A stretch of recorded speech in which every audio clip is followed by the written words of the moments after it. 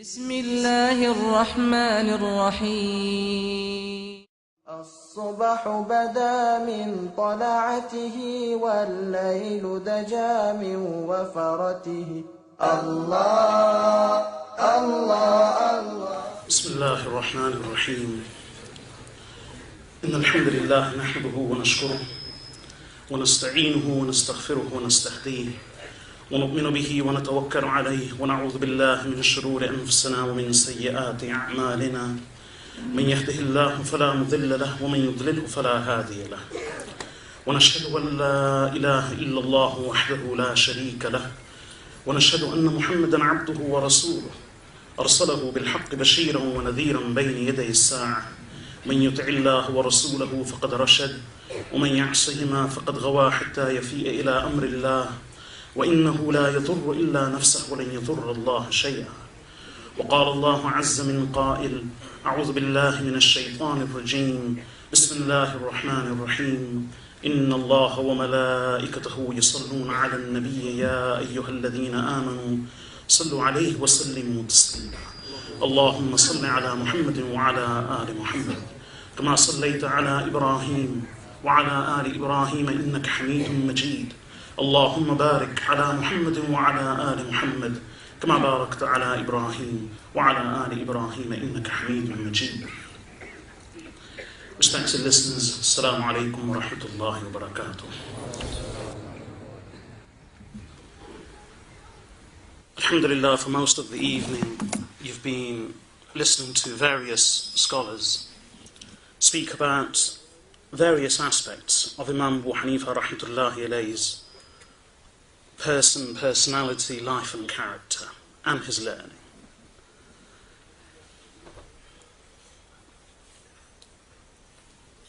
Considering that it's a subject of Imam Abu Hanifah rahmatullahi alayhi, there may be some degree of repetition. But for the next 45 minutes or so, what I wish to focus on is the legacy of Imam Abu Hanifah rahmatullahi alayhi. More than him as a person. What he left behind. What he bequeathed to this ummah. And in order to understand that, we need to know about the demography and the climate of Iraq at the time of Imam Abu Hanifah rahmatullahi alayhi. I'll also mention a bit regarding how the fiqh of Imam Abu Hanifah rahmatullahi alayhi eventually came about, how it evolved. And undoubtedly one of the most famous questions and allegations against Imam Abu Hanifah rahmatullahi alayhi is that he and the scholars of his fiqh and his school of fiqh in general lack the knowledge of hadith, and in fact many of the teachings and the tenets of the Hanafi school of fiqh contradict the hadith of Rasulullah sallallahu alayhi wa sallam. I'll address both these topics inshallah. Considering that it's only 45 minutes, obviously I can't offer a comprehensive approach or answer to these issues, but I hope to touch upon a few things that will shed some light and helpfully take us away from here with a better understanding of Imam Abu Hanifah rahmatullahi alayhi, his teachings, his fiqh, and most importantly his position in the entire ummah of Rasulullah sallallahu alayhi wa sallam. Many speak of Imam Abu Hanifah rahmatullahi alayhi disparagingly and very offensively, and that's no surprise. Imam Muhammad bin Hassan al-Shaybani rahmatullahi alayhi, someone informed him that people speak ill of you. Imam Muhammad was one of the most famous students of Imam Abu Hanifah. So Imam Muhammad bin Hassan al-Shaybani rahmatullahi alayhi replied by saying, Alhamdulillah, all praise be to that Allah who has endowed me with such a position that people still point fingers at me, whether in a bad way. And Oscar Wilde, an English playwright and man of letters, said, there's only one thing worse than being spoken about. There's only one thing being worse than spoken about, and that is not to be spoken about at all. Imam Abu Hanifah rahmatullahi was someone, and for someone as great as he was, who towered head and shoulders above most of the people in his time, his contemporaries, it's inevitable that there will be those who oppose him out of sheer envy, spite, hatred, or ignorance. And that's why one of the most famous ulama of hadith used to say, Imam Sufyan al-Thawri used to say himself, that anyone who hates Abu Hanifa or speaks ill of him can only be one of two people. Either he is completely ignorant, he's a jahil, or he is envious of Imam Abu Hanifa rahmatullahi alayhi. And Imam Abu Hanifa rahmatullahi alayhi's trial of being disparaged, of spoken against, of being accused of the wildest of things, is no different to that of many great people. In fact, a poet says, قِيلَ إِنَّ اللَّهَ ذُو وَلَدٍ وَقِيلَ إِنَّ الرَّسُولَ قَدْ كَهَنَ مَا نَجَى اللَّهُ وَالرَّسُولُ مَعًا مِنْ لِسَانِ الْوَرَى فَكَيْفَ عَنْهُ. The poet says, it has been said that indeed Allah has a son, and it has also been claimed that the Prophet Muhammad sallallahu alayhi wasallam was a soothsayer. So if Allah and His Messenger sallallahu alayhi wasallam both together have not been spared the tongues of mankind, then what about me? And another poem that many people would use about Imam Abu Hanifa rahmatullahi alayhi is حسد الفتى إذ لم ينال سعيه فالناس له أعداء وخصوم كضرائر الحسناء إذ قلنا لوجهها حسدا وبغضا إنه لدميم. That they envied the young man when they could not keep up with his pace. So people are his adversaries and his enemies, like the co-wives of a beautiful and fair maid who say of her that she is ugly, merely out of spite and envy. So they are unable to withstand his greatness, his knowledge, his piety, his standing. And when there is no argument, the next stage of the argument is character assassination. And that's all Imam Abu Hanifa rahmatullahi alayhi has been a victim of. We do not claim that he is greater than he was. We do not wish to ascribe to him any more than what Allah had given him. And we do not wish to attribute to him in bigotry an iota more than Allah subhanahu wa ta'ala had bestowed upon him. But he, in his being a victim of such allegations and such abuse, is no different to, for instance, Sayyidina Ali radiyallahu anhu. Sayyidina Ali radiyallahu anhu, when he passed away, many in the ummah divided themselves, some in the ummah divided themselves into two groups. There was one group that didn't stop at recognizing him for his virtue, but that elevated him to the rank of being a god. So they claimed that Sayyidina Ali radiyallahu anhu is God incarnate on earth. And there were others who went to the extreme of calling the beloved son-in-law of Rasulullah sallallahu alayhi wasallam and someone of the caliber of Sayyidina Ali radiyallahu anhu a disbeliever. So the same with Imam Abu Hanifa rahmatullahi alayhi. Some have indeed fabricated hadith in honor of Imam Abu Hanifa rahmatullahi alayhi, and we repudiate those and we absolve ourselves of any connection with them. And at the same time, there are those who've gone to the extreme of calling Imam Abu Hanifa rahmatullahi alayhi ad-Dajjal. So he is no different to the greats of history and of yore, in that there are those who will go to both extremes. And our attitude should be of everyone in the ummah, of him, his views, his works, his books, his writings, his teachings. Like Imam Shafi'i rahmatullahi alayhi said, أَبَى اللَّهُ أَن يَعْصِمَ كِتَابًا إِلَّا كِتَابَهُ. Allah has refused to protect any book from error except His own book. There is only one book on earth which as Muslims we believe is free from any error, and that is the Quran of Allah subhanahu wa ta'ala. Beyond that, we do not ascribe infallibility and innocence and protection to anyone or anything else apart from Rasulullah sallallahu alayhi wasallam and the Anbiya alayhi wassalatu wassalam. But even in a balanced manner, let's consider the life of Imam Abu Hanifah rahmatullahi alayhi and his fiqh and how it evolved. In order to understand that, we need to look at a bit of history. After the time of Sayyidina, or during the time of Sayyidina Umar ibn Khattab radiyallahu anhu, when Iraq was conquered, Iraq is not the same Iraq as we understand it. Just as Persia in Islamic writings is not the same Persia that we understand it to be. Iraq was much further to the east than it's considered now. And even Persia, most of Persia today, was included in the original Persia to be found in Islamic writings.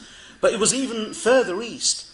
That's why modern-day Afghanistan was actually considered part of Persia. And that's why Imam Abu Hanifah rahmatullahi's grandfather was actually from Kabul. And even Imam Abu Dawood rahmatullahi, the famous collector of hadith, he's from Sajistan, and Sajistan was in Afghanistan. So Imam Abu Hanifa, Imam Abu Dawood as-Sajistani, the famous collector of hadith, and many of the scholars were actually Afghani in origin. So Iraq at that time, the ulama say that two cities were regarded as being the main areas of Iraq, and they were Kufa and Basra. During the reign of Sayyidina Umar ibn Khattab radiyallahu anhu, Sayyidina Umar ibn Khattab radiyallahu anhu, once Kufa had been set up as a new thriving city, under the command of Sayyidina Umar ibn Khattab, he sent Abdullah ibn Mas'ud radiyallahu anhu as a teacher. And when he sent him as a teacher, he actually wrote to the people of Kufa.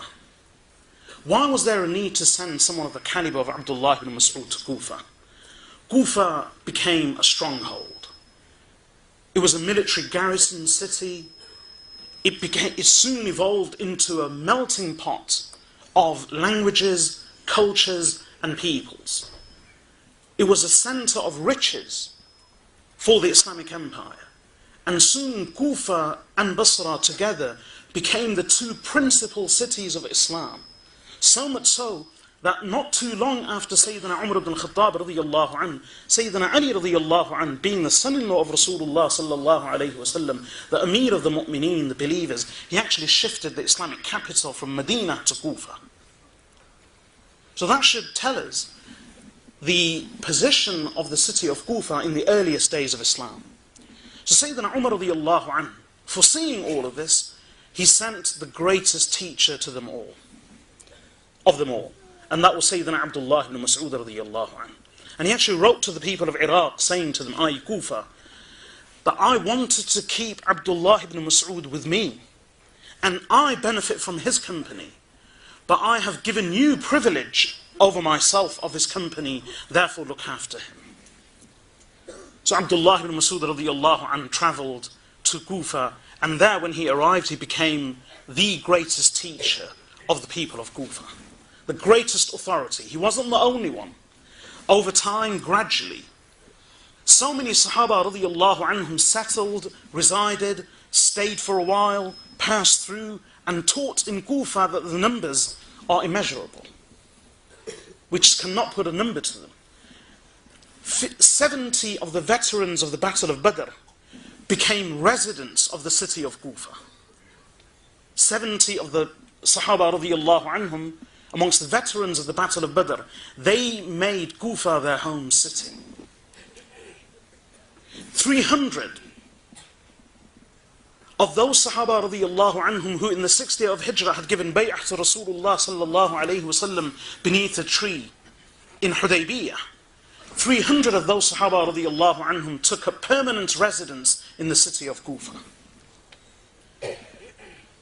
And some scholars have mentioned no fewer than 1,500 Sahaba radiyallahu anhum who didn't just pass through, but who actually took a permanent residence in the city of Kufa. And amongst them was Abdullah ibn Mas'ud radiyallahu anhu, who towered above them all in learning. Abdullah ibn Mas'ud radiyallahu anhu, he was sent with the primary purpose of teaching the people of Kufa. Thousands eventually graduated under him, according to some estimates. More than 4,000 scholars graduated under Abdullah ibn Mas'ud radiyallahu anhu. And Abdullah ibn Mas'ud was Abdullah ibn Mas'ud. A few years later, when Sayyidina Ali radiyallahu anhu shifted the capital of Islam from Medina to Kufa, and he arrived in Kufa, when he saw the centers of learning, when he saw the scholarship, when he saw the preeminence of the scholars of Kufa in the sciences of Islam, this was Sayyidina Ali radiyallahu anhu. He remarked, Rahimallahu ibn Ummi Abd, قد ملأ هذه القرية علما. May Allah have mercy on Ibn Ummi Abd, a name of Abdullah ibn Mas'ud. Indeed, he has filled this city with knowledge. And in one narration he said, the Ashabu Abdullah, Suruj هذه القرية. The students of Abdullah ibn Mas'ud are the lamps of the city of Kufa. Now, imagine the greatest expanding empire of the time, the seat of Khilafah, the capital of the ever-expanding Islamic empire, the most prominent city in the whole of the Islamic world, in many ways, in learning, in scholarship, in language, in poetry, and the political capital, and the largest military garrison. That was no small place. The best of the best resided there, and chief amongst them was Abdullah ibn Mas'ud as a teacher. Then Sayyidina Ali radiyallahu anhu continued to teach the people. And thus, I mention all of this to state that the learning of Kufa and the learning in the city of Basra, and therefore the whole of Iraq, which was the richest, the grandest, and the most powerful part of the Islamic empire at the time, all of this learning referred back to two noble Sahaba radiyallahu anhum. There were many. However, all of them were overshadowed by two individuals. And these two individuals were Sayyidina Abdullah ibn Mas'ud and Sayyidina Ali ibn Abi Talib radiyallahu anhuma. The thousands of Sahaba who lived there, all taught, all narrated hadith, all passed on their learning, their wisdom and their teaching. But they were overshadowed by two great Sahaba, Abdullah ibn Mas'ud and Ali radiyallahu anhu. And many of the Tabi'een used to say that we have sat with the Sahaba radiyallahu anhum. We're not even talking about the period after the companions. We're talking about the period of the companions themselves. They would say that we have sat with various Sahaba radiyallahu anhum, and we have discovered that the knowledge of all the companions ultimately refers back to and ends with two individuals, Ali ibn Abi Talib and Abdullah ibn Mas'ud. In fact, Imam Masruq rahmatullahi alayhi would say that I have sat with the companions of Rasulullah sallallahu alayhi wasallam, and I have found them to be like pools of water. There are some pools of water that provide water and that irrigate and quench the thirst of two people. And there are pools of water that provide water, irrigate and quench the thirst of 10 people. And there are pools of water that provide water and irrigate and quench the thirst of 100 people. And then there are those pools of water which, if all the people of the earth were to gather and come to that pool of water, their thirst will be collectively quenched, and not one of them would go back with any disappointment. One pool would be enough to irrigate all the people of the world. And that one pool, amongst the people of that one pool, is Abdullah ibn Mas'ud radiyallahu anhu. He described him as being a single pool who was sufficient to irrigate and water and quench the thirst of all the people of the world. And what he meant was in terms of knowledge, inspiration and piety. And these were the leading tabi'een who gave such verdicts, the successors to the Sahaba radiyallahu anhum. I mention this because this was the climate of learning. In this climate, which became the chief center of learning, not just for fiqh. Fiqh came later. Qur'an, qira'ah. The greatest imams of Qur'an, whose qira'ah we recite today, were from Kufa. we all learn about Arabic. Arabic grammar was not set by the Bedouin of the Arabs. Arabic grammar and the laws of Arabic grammar were set by the scholars of Basra, but more importantly of Kufa. Kufa became a center of learning during that time, immediately after the Sahaba radiyallahu anhum, of logic, of mathematics, of secular sciences, of hadith, of fiqh, of the Arabic language. It was the melting pot of languages, cultures, sciences and learning. In that environment, the greatest scholar, one of the greatest scholars who inherited all this knowledge of Abdullah ibn Mas'ud radiyallahu an and Sayyidina Ali radiyallahu an, two of the chief scholars amongst the tabi'een were Alqamah and Aswad rahmatullahi alayhima. And of their students, some of the chief, one individual who inherited that knowledge and who was recognized as having inherited that knowledge and that treasure and that who succeeded Alqamah and Aswad in that knowledge was Imam Ibrahim al-Nakha'i. He wasn't just one individual. He towered head and shoulders above everyone else. And the chief student of Ibrahim al-Nakha'i was Hammad ibn Abi Sulaiman. And Hammad ibn Abi Sulaiman, his most famous and most brilliant student, who gained all of that knowledge that came trickling down from the companions and from the tabi'een, was none other than Imam Abu Hanifah rahmatullahi alayhi. I mention this brief history to show that Imam Abu Hanifah rahmatullahi alayhi was not in some forgotten part of the world or in a small village where he had a couple of students around him who used to teach. Rather, Imam Abu Hanifah rahmatullahi alayhi was the most leading Imam of his time in the sciences of Islam, in the greatest capital of the Muslim world. And that's why when Al-Mansur, the Abbasid Khalif, when he wished to establish Baghdad as a brand new city, Baghdad was an amazing story. It was the first city in the world to actually have been planned from the very beginning and from the outset. The entire city was planned by engineers and architects, even before the first brick was laid. And this magnificent city, which eventually came to be known as a jewel of the East, the intellectual powerhouse of the whole world, not just of the Islamic world. This city, Baghdad, when Al-Mansur, the Abbasid Khalif, wished to establish it, who did he want to make the chief judge of all the scholars of the Islamic world?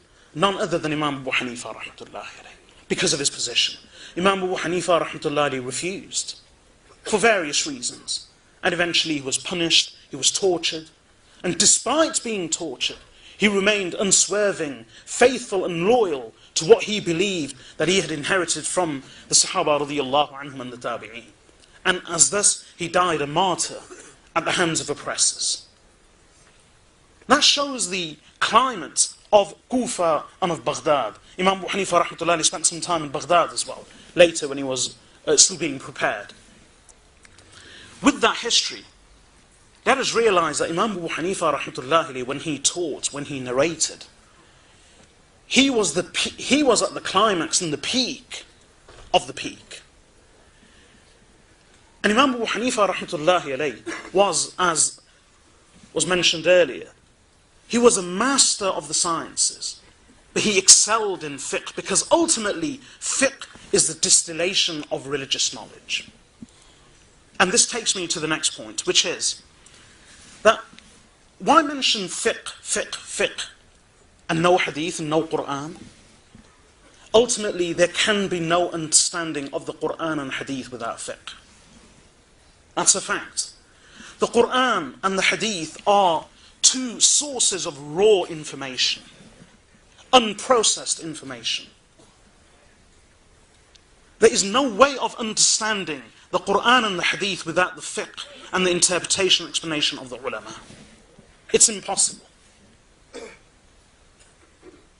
For instance, the Qur'an does not contain the description of salah. It doesn't. Nowhere in the Qur'an do you find a description of salah. Nowhere. Except for Salatul Khawf. But that's different. the normal everyday 5 times salah, you will not find this description anywhere in the Qur'an. And not even in great detail. You won't find even the major details and the most salient aspects of salah in the Qur'an. And that's our daily worship. So where do we get our salah from? And it's not just the hadith. Ultimately, the Qur'an and the hadith are raw sources of information. And the ulama recognize that. For instance, let me relate a story about Imam A'mash rahmatullahi alayhi and Imam Abu Hanifah rahmatullahi alayhi. Imam A'mash undisputedly is regarded as one of the greatest scholars of hadith, without difference, without dispute. Imam A'mash rahmatullahi alayhi was once seated with Imam Abu Hanifah rahmatullahi alayhi, and he related, someone came and asked a couple of questions. So he directed these questions to Imam A'mash. Imam A'mash turned to Imam Abu Hanifah and said to him, reply. So Imam Abu Hanifah rahmatullahi alayhi replied to all of the questions. Imam A'mash listened, and then when Imam Abu Hanifah had finished, Imam A'mash said to him, where did you get these masail from? Whence did you deliver these masail? From where did you derive these masail? So Imam Abu Hanifah rahmatullahi alayhi said to Imam A'mash, you related this hadith to me from Fulah, from Rasulullah sallallahu alayhi wasallam. You related this hadith to me from Fulah, from Rasulullah sallallahu alayhi wasallam. You related this hadith to me. And he mentioned a number of hadith that Imam A'mash had related and that Imam Abu Hanifah had heard from him. And then Imam Abu Hanifah said, I derived this answer from this hadith, this answer from that hadith, and he listed all of the hadith from which he had derived those masail and answers to the questioner. Imam A'mash rahmatullahi alayhi said, Hasbuk, enough. You relate to me in one moment all the ahadith that are related to you in 100 days? Ya ma'shar al-fuqaha, أنتم الأطباء ونحن الصيادلة وأنت أيها الرجل أخذت بكلا الطرفين. He said to him, O assembly of jurists, O assembly of fuqaha, i.e. the plural of faqih, the experts in fiqh, O assembly of fuqaha, you are the doctors and we are the pharmacists. And you, O Abu Hanifa, you have taken both. What was Imam A'mash rahmatullahi alayhi saying? Quite simply, that what we do is that we relate hadith. This is raw information. We are like pharmacists. We only dispense the medicine. We cannot diagnose any illness. We cannot provide any prescription. We cannot provide any diagnosis or prognosis. We cannot prescribe. We cannot assess. We cannot tell you what to take, how much to take, or whether it's going to be beneficial for you or not, whether to use it, when to use it, and how to use it. This is the privilege of the experts in the field, the doctors. A pharmacy will just supply the medicine. So, O assembly of jurists, we are like the pharmacists. We have the collection of hadith, but that collection of hadith can only be put to genuine use by you jurists. And Abu Hanifa, you've taken both. You cannot be a faqih without being a muhaddith. A person cannot be a faqih or an expert in fiqh without being an expert in the Qur'an and the hadith. Because ultimately that's what fiqh is. It's a distillation and a refinement and a simplification of what the Qur'an and hadith contain. If you want to know how to pray salah, you cannot read the Qur'an. Because if you did, it would be to no avail, i.e. trying to look for the description of salah in the Qur'an. You will not find it anywhere. You will not. And in the ahadith, there are thousands of ahadith, even they are scattered. And those who say it's fine, let's suffice with Bukhari, even that's not an argument. Over the years, I've been teaching the abridged version of Sahih al-Bukhari in English every week. Alhamdulillah, we've completed almost half of the book with a commentary. And one of the things that's become clear to many people, and that was also one of my aims, is how complex, how mind-bogglingly difficult understanding the hadith of Rasulullah sallallahu alayhi wasallam is. It's almost an impossibility for the layperson, and even for the ulama, without the interpretation and the exposition of the other classical ulama. Again, it's another impossibility. So the Quran and Hadith are sources of raw information. If you want to know how to pray Salah, you will not be able to consult the Quran and come away with an understanding of the procedure of Salah. You will have to resort to the books of fiqh, where the book of fiqh will simply tell you from beginning till end that this is how you pray. You won't delve into the evidences, the arguments, because they are too complex. As a Muslim, you simply want to know how to pray Salah. And religious law is not just about Salah.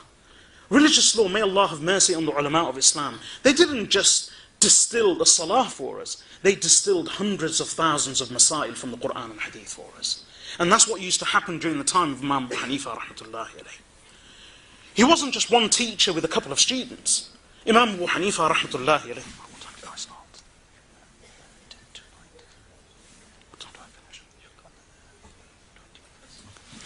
Imam Abu Hanifah rahmatullahi alayhi had a council of ulama. It was like a huge court.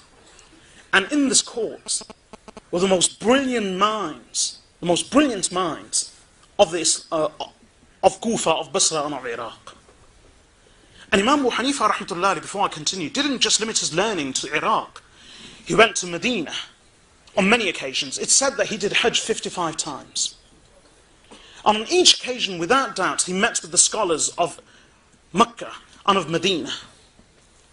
And that's why when the Abbasid Caliph, Mansur, he once summoned him, and he asked him, he said, Nu'man, when he arrived, one of the courtiers and the scholars who was with Abbas, he said to him, here comes the most learned of the ummah.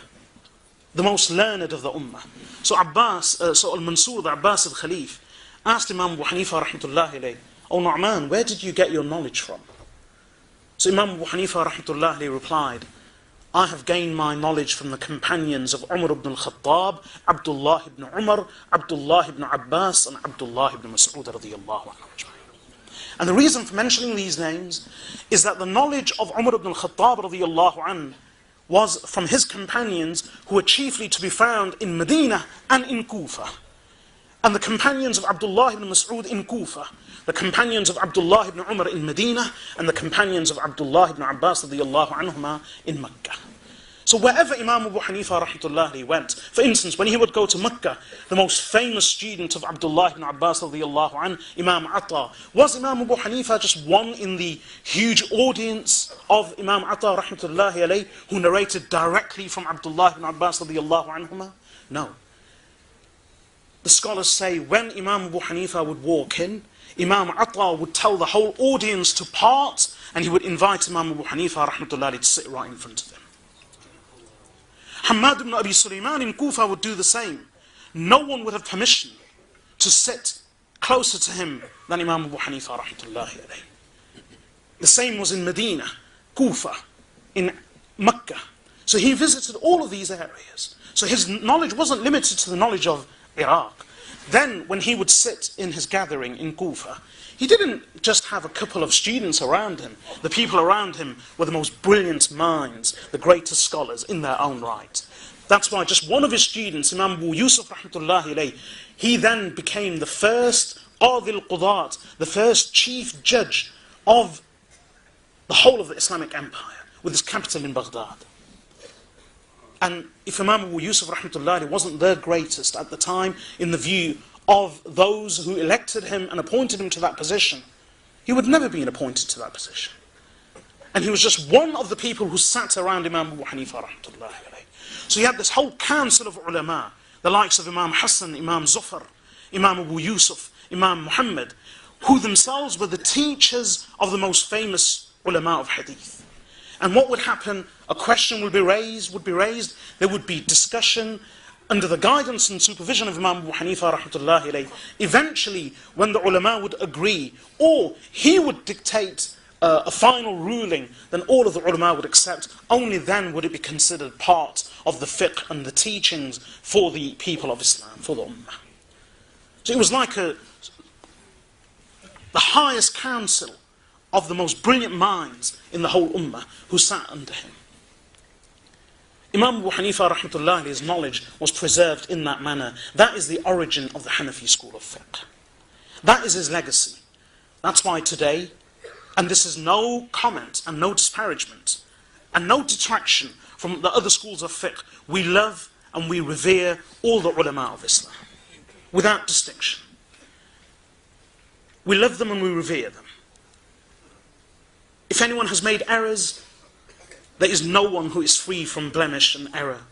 There is no book that is protected, as Imam Shafi'i rahmatullah said, except the book of Allah. There is no individual, apart from the Anbiya alayhimu salatu wassalam, who we regard as being infallible. For the Anbiya alayhimu salatu wassalam spoke of the revelation of Allah subhanahu wa ta'ala, and that we cannot attribute to anyone after them. So what I say is no detraction from the other Imams of fiqh and their schools, without doubt, but it's a fact. Today, most of the ummah follow the Hanafi school of fiqh. And over the years, it's the standing of the Hanafi school of fiqh and its complexity that in matters of ibadah, even though in matters of personal worship, ulama may have resorted to other schools of fiqh when it came to finance, economics and public administration and the running of countries and empires. All the Islamic empires from that time till today, all the way till the Ottoman Khilafah, all of them relied only on the Hanafi school of fiqh. The reason is because the Hanafi school of fiqh, under the supervision of Imam Abu Hanifah rahmatullah alayhi, covered most aspects. One of the most famous books of Imam Abu Yusuf is Kitab al-Kharaj. And the Kitab al-Kharaj is a very complex book, which he compiled for the Khalif Harun al-Rashid, for the sake of the whole Abbasid Islamic Empire, in order to collect kharaj, taxes, and other income, and how complex such a task was. This whole body of law was founded on just one treatise written by Imam Abu Yusuf rahmatullahi alayhi. That's one book of one scholar in the council of Imam Abu Hanifah. And that's been the case till today. So when it comes to personal worship, yes, people may resort to other schools of fiqh. But when it comes to finance, economics, extensive legal laws, even political laws, even the laws of siyar, i.e. diplomacy and dealings with other countries, throughout history, the ulama and the rulers have relied on the Hanafi school of fiqh. And can you imagine that all of that was set in the earliest days in the majlis of Imam Abu Hanifah rahmatullahi alayhi. And as far as his relationship with hadith is concerned, like I said, people have gone to the extent of calling him, saying that he never knew Arabic. Imam Abu Hanifah was in the capital of the Islamic Empire. As I said, that soon became the center of poetry, of literature, of grammar, and of the highest sciences. It wasn't just a political capital, it was the scholarly capital. And the lingua franca, there was only one language, or the most common language, the lingua franca, was Arabic. And Imam Abu Hanifah presided over the greatest council of scholars and minds in the whole ummah at that time. Can you imagine Imam Abu Hanifah rahmatullah not knowing Arabic? Him being chosen to be appointed to the chief judge of the whole empire. That's an accusation not even worth replying to. Another accusation famous is the question of hadith. Very famous allegation. Quite simple. Sayyidina Abu Bakr as-Siddiq radiyallahu anhu. Was there anyone who spent more time with Rasulullah sallallahu alayhi wa sallam than Abu Bakr as-Siddiq radiyallahu anhu? Was there anyone? No. From the very beginning, the first mu'min and the first khalifa. Sayyidina Abu Bakr as-Siddiq radiyallahu anhu spent more time with the Prophet sallallahu alayhi wa sallam than anyone else. And quality time. Sayyidina Umar radiyallahu anhu used to say to al-Mu'minin Aisha radiyallahu anha, and he used to say in general, that I used to say to Abu Bakr, "Oh Abu Bakr, you give me one night of yours and I am willing to give you my entire life." What night is that, O Umar? that one night that you spent with Rasulullah in the cave of Thawr at the time of Hijrah. Just one night when Allah called him his companion in the Quran. Meaning, he spent time, but give me just one of those nights. No one spent more time than Sayyidina Abu Bakr as-Siddiq radiyallahu anhu. How many hadith does Sayyidina Abu Bakr as-Siddiq radiyallahu anhu relate? How many? Abu Hurairah radiyallahu anhu became Muslim in the 7th year of Hijrah. He only stayed 3 years with Rasulullah sallallahu alayhi wasallam. Out of all of the Sahaba radiyallahu anhu, he is the most prolific narrator of hadith, more than 5,200. Sayyidina Abu Bakr as-Siddiq relates a handful. Sayyidina Abu Hurairah radiyallahu anhu relates more than 5,200. Habiba radiyallahu anha is the beloved wife of Rasulullah sallallahu alayhi wasallam, the princess of Makkah, the daughter of Abu Sufyan, Rumlah bint Abi Sufyan, Habiba radiyallahu anha. She lived as a wife with Rasulullah sallallahu alayhi wasallam, and she lived for many years thereafter. In all her time with Rasulullah sallallahu alayhi wasallam and thereafter, Abu Hurairah radiyallahu anhu relates more than 5,200 hadith, Habiba radiyallahu anha relates 4. Sayyidina Umar ibn al-Khattab radiyallahu anhu, a famous companion from the very beginning, how many ahadith does he relate? al-Mu'mineen Sawdah radiyallahu anha, the wives of the Prophet sallallahu alayhi wasallam, with the exception of al-Mu'mineen Aisha radiyallahu anha, even collectively don't relate as many ahadith as some of the younger Sahaba radiyallahu anhum. So the number of hadith that a person relates is no reflection of their standing in scholarship, or their standing in piety, or even their knowledge. There was no one more knowledgeable than Abu Bakr as-Siddiq radiyallahu anhu, and yet how many ahadith do we hear of him? If the experts and the scholars of hadith regarded Imam Abu Hanifah rahmatullahi as their master, Imam Abu Yusuf, Imam Muhammad, Imam Zufar, Imam al-Hasan, these were the teachers of the hadith. To give you some examples, we've all heard of Imam Ahmad ibn Hanbal rahmatullahi alayh, the famous scholar of hadith. It's mentioned that Imam Ahmad ibn Hanbal memorized 1 million hadith. There are only a few thousand hadith, but when each hadith has a separate chain of narration, these separate chains of narration are in hadith terminology regarded as being 2 hadith. So the text may only be a few thousand hadith, but with different chains of narration, because the scholars would know their whole chain of narration. So with different chains of narration, can you imagine how complex that is? I narrate from Fullah, who narrates from Fullah, and then I narrate the same hadith from Fullah, who narrates from him, who narrates from him. In that manner, Imam Ahmad ibn Hanbal rahmatullahi is reputed to have memorized 1 million hadith. 1 million. And that's no exaggeration, because his own Musnad contains a minimum of 27,000 hadith. Published. Imam Ahmad ibn Hanbal memorized 1 million hadith.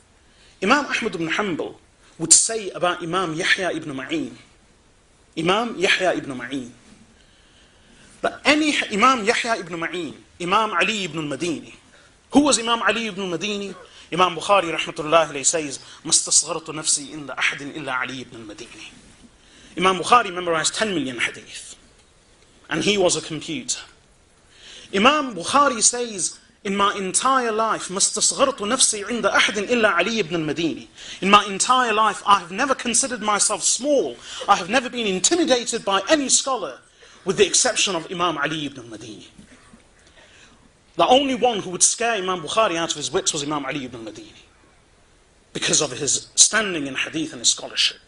So I have never considered myself small. I have never been intimidated by anyone except Ali ibn al-Madini. That's who Ali ibn al-Madini was. So Imam Ali ibn al-Madini, Imam Ahmad ibn Hanbal, and Imam Yahya ibn Ma'in, and they would gather, this famous trio, they would gather and discuss hadith. Imam Ahmad ibn Hanbal says, we would discuss hadith and fiqh. When we would all differ, eventually we would turn to Imam Yahya ibn al-Ma'in, and we would say, what do you say about this? Whatever Imam Yahya ibn Ma'in would say, we would all accept. If that was Ali ibn al-Madini, and yet he would defer to the authority of Yahya ibn Ma'in. If that was Ahmad ibn Hanbal, who memorized 1 million hadith, yet he would defer to the authority of Imam Yahya ibn Ma'in.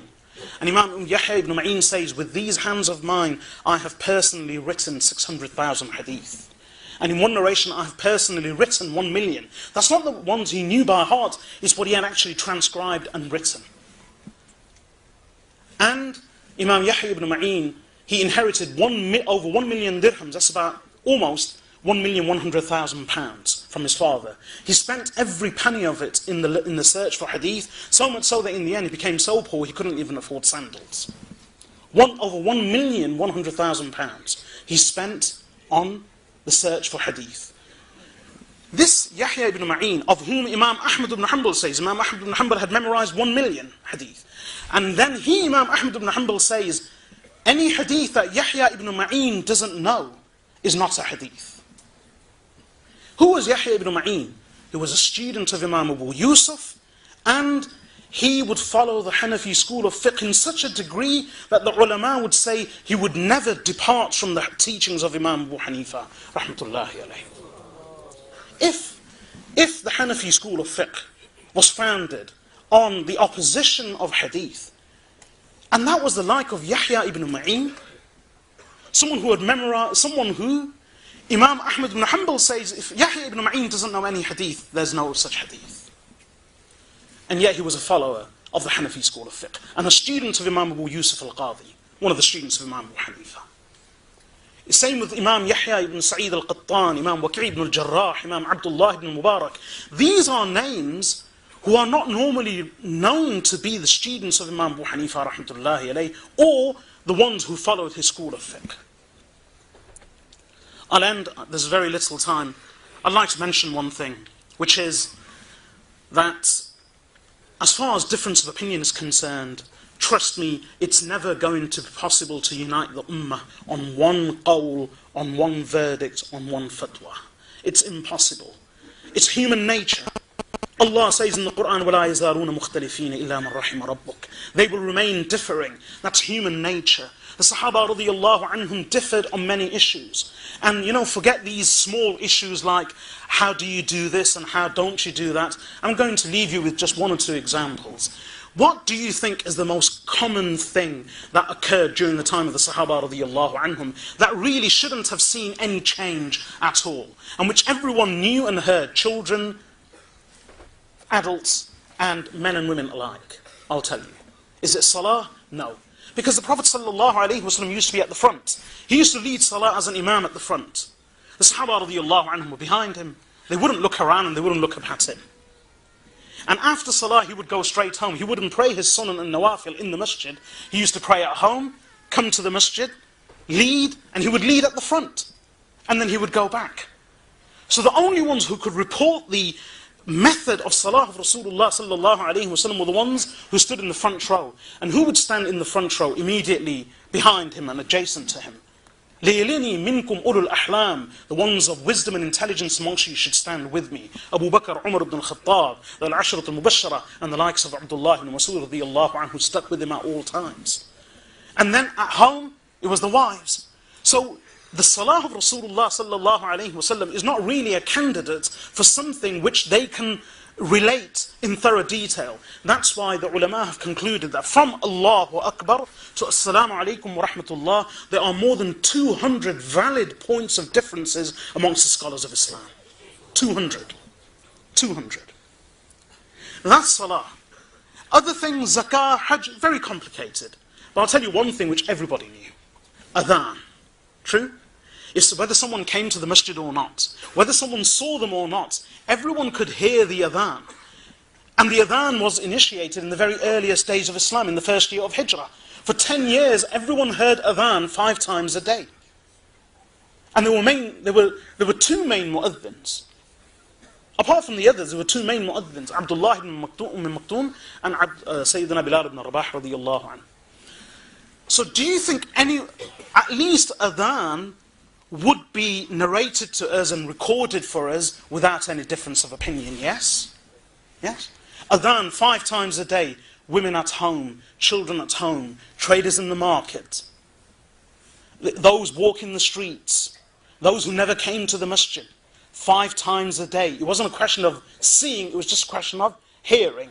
5 times a day, every day of the year, 10 whole years. If there is one thing in which there should be no difference of opinion, then it would have been adhan. But do you know, in adhan and in iqamah, all the 4 schools of fiqh differ. All of them differ.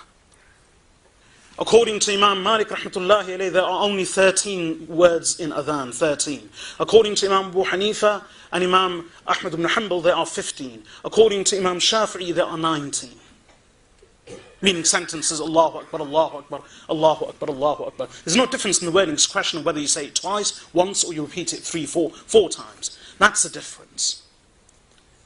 So there is a difference of opinion even about adhan in all four schools of fiqh. And the same goes for iqamah. None of the schools of the scholars agree in terms of the adhan and the iqamah. So there will always be a difference of opinion. Let's respect that difference of opinion and not try to argue for or clamour for the unattainable and the impossible. Another thing, I'll end with this one final example, is to do with hadith and fiqh. And he also answers the question about how come there are only this many hadith to his name? Imam Sayyidina Abu Bakr radiyallahu anhu, how many hadith does he have? Very few. Imam Abu Hanifah rahmatullahi was the first to pass away in 150 Hijri. Imam Malik rahmatullahi passed away a number of years after him, 179 Hijrah. Imam Shafi'i then later, and Imam Ahmad ibn Hanbal right at the end. So these four scholars come one after the, well, obviously some of them were contemporaries, but in terms of their dates of death, it's Imam Abu Hanifa, Imam Malik, Imam Shafi'i, and Imam Ahmad ibn Hanbal. People say there weren't many hadith in the time of Imam Abu Hanifa rahmatullahi alayhi. That's why there are very few hadith attributed to him. So go back to the hadith and everything will be solved. That's the argument, isn't it? As long as you go back to the hadith and stop following opinions, you will be able to get the correct verdict. Imam Abu Hanifa rahmatullahi alayhi came first. There is no book of hadith that he wrote. That's well known. He never wrote a book of hadith. So he has 0 hadith to his name except what others have attributed to him through other narrations, including his own students. But he has no book. Imam Malik came after him. Imam Malik has his famous Muwatta. But do you know how many hadith there are in Muwatta? The Muwatta of Imam Malik. How many hadith are there in the Muwatta of Imam Malik?